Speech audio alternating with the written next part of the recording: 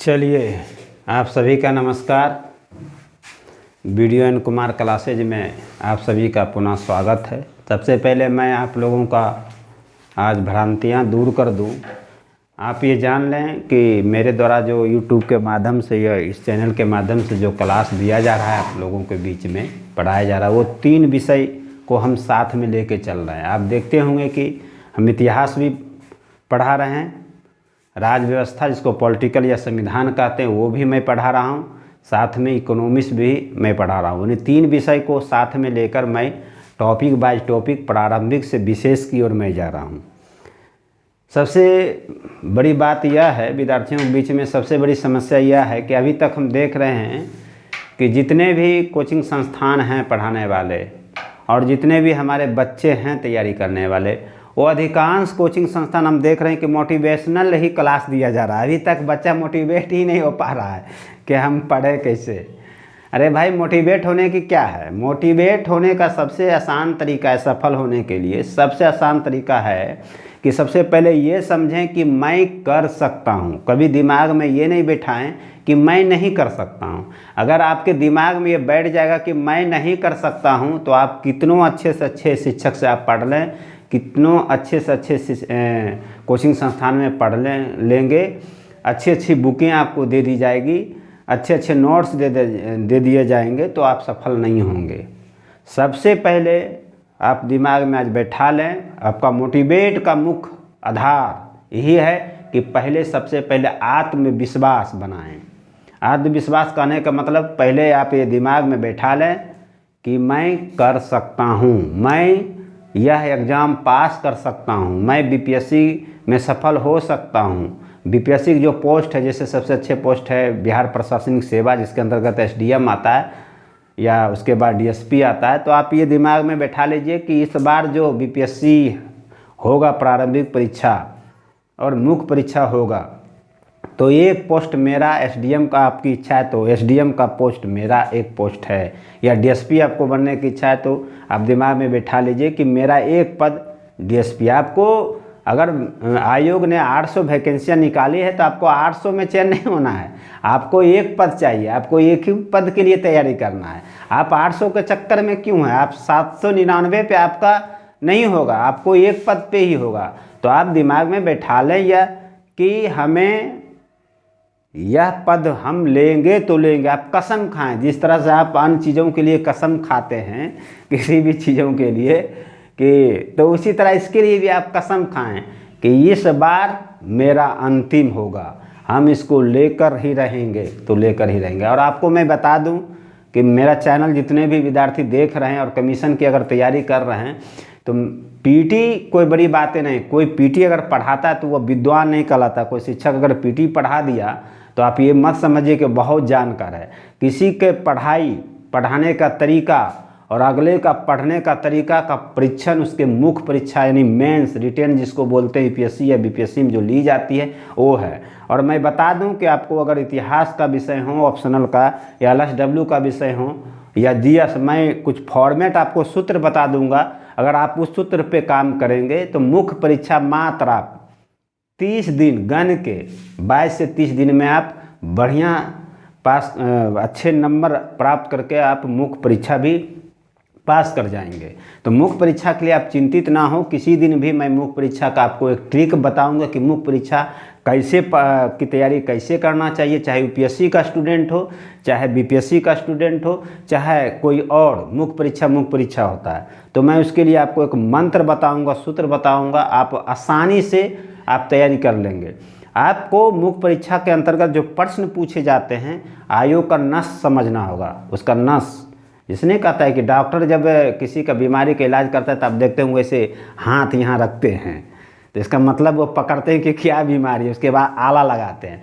तो आला आपका हो गया संविधान और नस हो गया आपका प्रीवियस ईयर का क्वेश्चन बैंक। अगर ये दोनों पे आपकी मंथन हो गई और इसे पता चल जाएगा कि आयोग आपको क्या चाहता है, अब मुख्य परीक्षा में आपको कैसे उत्तर लिखना है, आपको एक फॉर्मेट बना देंगे। उसी फॉर्मेट पे आप किसी भी ऑप्शनल पेपर किसी भी हो, चाहे एलएसडब्ल्यू हो, इतिहास हो, पॉलिटिकल हो, इकोनॉमिक्स हो, सोशोलॉजी हो, कोई भी पेपर है आप उसी फॉर्मेट पे आपको लिख देना और आपको आयोग 65 से 70% नंबर मिलेगा तो मिलेगा, ये मेरा गारंटी है। जीएस में भी आयोग का नस पकड़ना है कि जो मुख्य परीक्षा में जीएस पूछे जाते हैं, आयोग क्या चाहता है आपसे, क्या पूछता है और आपसे क्या अपेक्षा रखता है, आप कैसे उत्तर लिखेंगे तो आपको नंबर मिल जाएगा। और उसका मूल्यांकन आपका कोई नहीं करेगा, आपको फॉर्मेट बता दिया जाएगा, आप खुद मूल्यांकन कर लेंगे। लिखने के क्रम में घर में जब आप लिखेंगे, नोट्स बनाएंगे पढ़ के, तो आपको खुद पता चल जाएगा कि जो हम लिखने जा रहे हैं वो अच्छा लिख पा रहे हैं कि नहीं। किसी चीज़ों का परीक्षण स्वयं से पता चलता है। तो आप ये दिमाग में बैठा लें। मोटिवेशनल, बहुत लोग मोटिवेशन वीडियो देखते रहते हैं यूट्यूब पे, और प्रत्येक कोचिंग संस्थान आज तक, चाहे वह किसी का कोई भी IAS एकेडमी का, जितने भी कोचिंग संस्थान हमने देखा है कि आज तक उनका जो है कल तक मोटिवेशनल वीडियो ख़त्म नहीं हुआ।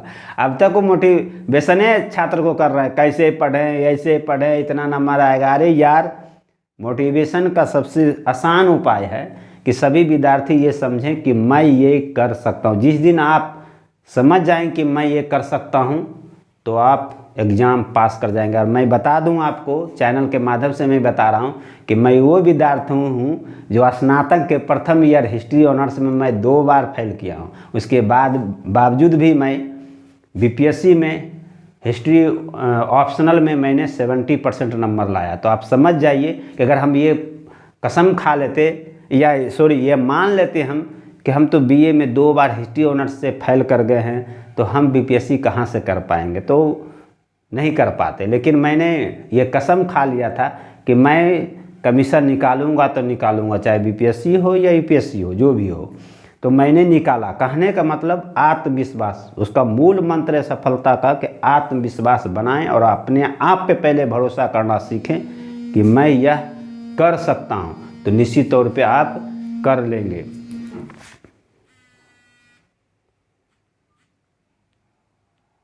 तो सबसे पहले मैं आपको बता दूं, ये जान लें कि मानवाधिकार क्या है, पहले ये जान लीजिए। तो आपको पहले पिछले क्लास में हम बताए थे कि मानवाधिकार के अंतर्गत अगर प्रकार आप जानिए, मानवाधिकार का प्रकार तो 2 प्रकार के अधिकार होते हैं, नागरिक अधिकार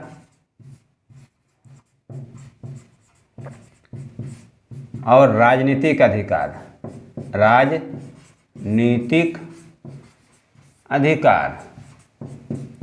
ये मानवाधिकार कहलाता है।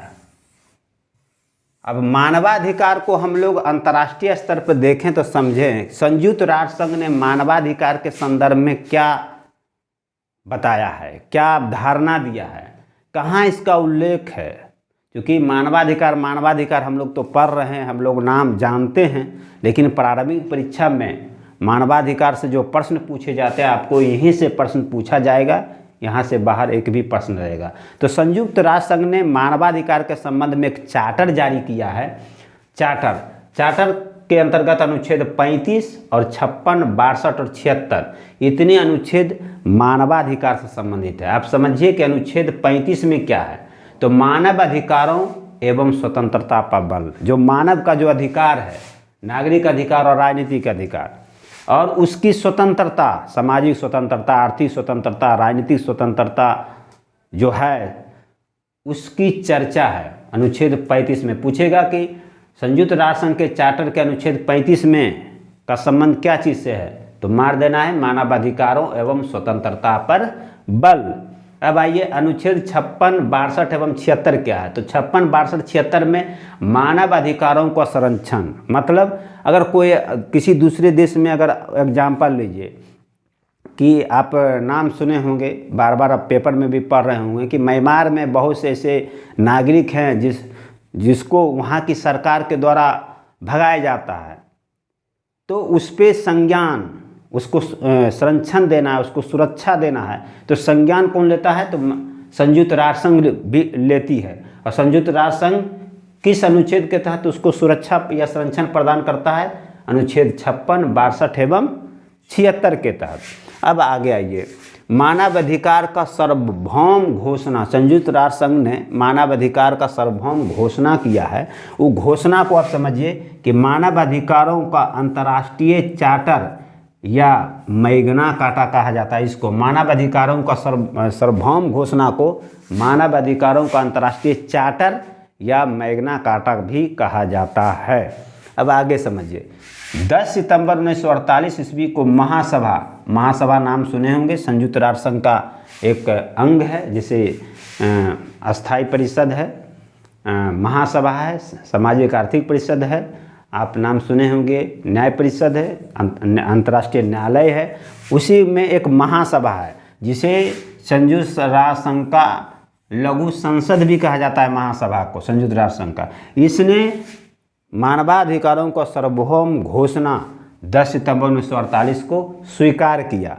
तो इस घोषणा जो स्वीकार किया, घोषणा पत्र की धारा क्या क्या है, 3 से प्रारंभ होता है, 1 से नहीं, 3 से 21। जो घोषणा पत्र की धारा जो है 3 से 21 में क्या चर्चा है, तो 3 से 21 में चर्चा है नागरिक एवं राजनीतिक अधिकारों का समावेश। नागरिक अधिकार एवं राजनीतिक अधिकार। राजनीतिक अधिकार का मतलब हो गया चुनाव में भाग लेना, चुनाव लड़ना, मतदान करना, राजनीतिक संस्था बनाना, समिति बनाना, संघ बनाना, राजनीतिक दल बनाना, सभा करना, ये सब राजनीतिक अधिकार हुआ। नागरिक अधिकार में बोलने की स्वतंत्रता, वाक की स्वतंत्रता हो गया आपका, संपत्ति अर्जन की स्वतंत्रता, जीवन की स्वतंत्रता, समाज की स्वतंत्रता, सामाजिक स्वतंत्रता जिसको बोलते हैं, धार्मिक स्वतंत्रता, ये सब आपका हो गया नागरिक अधिकार। तो घोषणा पत्र की धारा 3 से 21 में नागरिक एवं राजनीतिक अधिकार का समावेश है, जितना हमने बताया है आपको। अब घोषणा पत्र की धारा 22 से 27 क्या है, तो आर्थिक, सामाजिक एवं सांस्कृतिक अधिकार। आर्थिक अधिकार हो गया संपत्ति अर्जन का या काम करने का अधिकार, व्यापार करने का अधिकार, इसको आर्थिक अधिकार कहते हैं। सामाजिक अधिकार का मतलब हुआ परिवार बनाने का अधिकार, अपनी इच्छा अनुसार सामाजिक जीवन जीने का अधिकार, इसको बोलते हैं सामाजिक अधिकार। सांस्कृतिक अधिकार मतलब हो गया आप किसी भी भाषा में शिक्षा ग्रहण करने का अधिकार हो गया। कला का अधिकार, जैसे चित्रकला, नाट्यकला, नृत्य कला, ये सब जो है उस सांस्कृतिक का तत्व हैं। सांस्कृतिक का मतलब होता है शिक्षा, भाषा, लिपि, कला, ये सब जो तत्व हैं उसे एक शब्द में सांस्कृतिक कहा जाता है। तो पूरे विश्व का जो मानव है उसको आर्थिक और सामाजिक एवं सांस्कृतिक अधिकार सुरक्षित रहे, उसकी बात हो, ये घोषणा पत्र की धारा 22 से 27 में वर्णन है। अब आइए घोषणा पत्र की धारा 28 एवं 30। ये 28-30 में क्या है कि पूरे देश के, विभिन्न देशों के नागरिक अपने अधिकार का, चाहे वो नागरिक अधिकार हो, राजनीतिक अधिकार हो, सामाजिक अधिकार हो, आर्थिक अधिकार हो या सांस्कृतिक अधिकार हो, ये सब अधिकारों को इस रूप में प्रयोग करे कि उससे विश्व में शांति और सुरक्षा बना रहे। ऐसा नहीं कि वो इस तरह का अधिकार का प्रयोग करो, जैसे मान लीजिए कि कोई विदेशी नागरिक भारत में घूमने आया और यहाँ के नागरिक जो है उसको पीट दे, उसको यहाँ से भगा दे, उसको मार दे, तो इससे क्या होगा कि विश्व में अब 50 विदेशी नागरिक पर्यटन यहाँ घूमने आया और यहाँ 50 को भारतीय लोग मार दे, तो इससे क्या होगा, विश्व स्तर पर अराजकता फैल जाएगा। जहाँ के वो नागरिक होगा उस देश से भारत का संबंध अच्छा नहीं होगा, फिर विश्व में संघर्ष की स्थिति उत्पन्न हो जाएगी। कहने का मतलब है कि जो भी विदेशी आते हैं भारत में तो उसका सम्मान करना चाहिए, क्योंकि सम्मान इसलिए करना चाहिए, उसको सुरक्षा देना चाहिए, उसका महत्व देना चाहिए, उसको अपने तरह मानना होगा, इसलिए क्योंकि संयुक्त राष्ट्र संघ के जो मानवाधिकार की सार्वभौम घोषणा है, घोषणा पत्र की धारा 28 एवं 30 में यह उल्लेखित है कि विश्व शांति एवं सुरक्षा की बात है। और विश्व शांति सुरक्षा का मतलब सभी देश ऐसे अपने अधिकारों का, सामाजिक, आर्थिक, राजनीतिक अधिकारों का प्रयोग करें जिससे विश्व और शांति बना रहे। अब आइए कि आप मानवाधिकार आप पढ़ लिए, तो मानवाधिकार अगर किसी का विश्व स्तर पर उल्लंघन होगा, किसी के देश के द्वारा उल्लंघन किया जाएगा, तो उसका तो कोई नियंत्रण करने वाला होगा, कुछ तो अंतर्राष्ट्रीय स्तर पे संस्था होगी। तो अंतर्राष्ट्रीय स्तर पे जो संस्था है मानवाधिकार का, वो अंतर्राष्ट्रीय मानवाधिकार आयोग सबसे पहले स्थापित हुआ था। इसका स्थापना हुआ था अंतर्राष्ट्रीय मानवाधिकार आयोग का 10 सितंबर 1948 ईस्वी में। इसका मुख्यालय था जेनेवा अभिकरण। मतलब ये किसके अधीन है? तो अंतर्राष्ट्रीय मानवाधिकार आयोग संयुक्त राष्ट्र संघ का एक सामाजिक एवं आर्थिक परिषद है, उसी के अधीन यह काम करता था। संयुक्त राष्ट्र संघ के सामाजिक एवं आर्थिक जो परिषद था उसी के अधीन ये काम करता था। वर्ष 2006 में अंतर्राष्ट्रीय मानवाधिकार को क्या कर दिया गया? वर्ष 2006 में अंतर्राष्ट्रीय मानवाधिकार को समाप्त कर दिया गया और अंतर्राष्ट्रीय मानवाधिकार के स्थान पर 2006 में ही संयुक्त राष्ट्र मानवाधिकार परिषद लाया गया। आप ये समझ लें कि अंतर्राष्ट्रीय संस्था से, जैसे मानव के अधिकार से संबंधित हो तो अंतर्राष्ट्रीय मानवाधिकार आयोग या संयुक्त राष्ट्र मानवाधिकार परिषद पढ़ना होगा। अगर नहीं कहता है कि श्रमिकों का शोषण, मानव का शोषण नहीं, आप अनुच्छेद में पढ़ते हैं मौलिक अधिकार में, तो आपको अंतर्राष्ट्रीय श्रम आयोग भी पढ़ना होगा जो श्रम संस्था है। अगर आप व्यापार की बात करते हैं आप, तो आपको उस अनुसार विश्व बैंक, WTO, IMF भी पढ़ना होगा। तो आप ये समझिए कि जब जो टॉपिक आएगा मैं अंतर्राष्ट्रीय संस्था उसी के साथ जोड़ के मैं पढ़ा दूंगा, ताकि आपको अलग से पढ़ने की कोई आवश्यकता नहीं होगा। बहुत विद्यार्थी क्या करते हैं, पहले इधर पढ़ लेते हैं, उसके बाद अंतर्राष्ट्रीय संस्था पढ़ते हैं, WTO पढ़ते हैं, विश्व बैंक पढ़ते हैं, IMF पढ़ते हैं, अंतर्राष्ट्रीय न्यायालय पढ़ते हैं, आपको हो गया अंतर्राष्ट्रीय, आपको श्रम संगठन पढ़ते हैं। तो वो पता नहीं चल पाता है कि हम अंतर्राष्ट्रीय श्रम संगठन क्यों पढ़ रहे हैं। अंतर्राष्ट्रीय न्यायालय बस PT में क्वेश्चन पूछता है इसलिए पढ़ते हैं, नहीं, उसका कहीं ना कहीं संबंध है, कहीं ना कहीं उसका अर्थ है, कहीं ना कहीं वो किसी से जुड़ा हुआ, इसीलिए वो महत्वपूर्ण। और आखिर अंतर्राष्ट्रीय न्यायालय से या संयुक्त राष्ट्र मानवाधिकार परिषद से प्रश्न क्यों पूछा जाता है, तो आपको आज पता चल ही गया होगा कि क्यों पूछा जाता है। क्योंकि इसलिए कि मानवाधिकार का जो सार्वभौम घोषणा है उसी से उसका संबंध है। इसने संयुक्त राष्ट्र संघ ने घोषणा किया है और महासभा ने स्वीकार किया है घोषणा पत्र को, और संयुक्त राष्ट्र संघ ने अपने चार्टर में बताया है कि ये होगा और इसको स्वीकार किया। और उसकी रक्षा करने के लिए, अगर यह नियम पालन, घोषणा पालन नहीं होगा तो उसकी रक्षा करने के लिए अंतर्राष्ट्रीय मानवाधिकार आयोग लाया गया है। और ये 2006 में इसको समाप्त कर दिया गया और 2006 से मानवाधिकार से संबंधित जो अंतर्राष्ट्रीय स्तर पर संस्था है वो संयुक्त राष्ट्र मानवाधिकार परिषद है। अगर वीडियो अच्छा लगा तो लाइक करेंगे, शेयर करेंगे। बहुत बहुत धन्यवाद।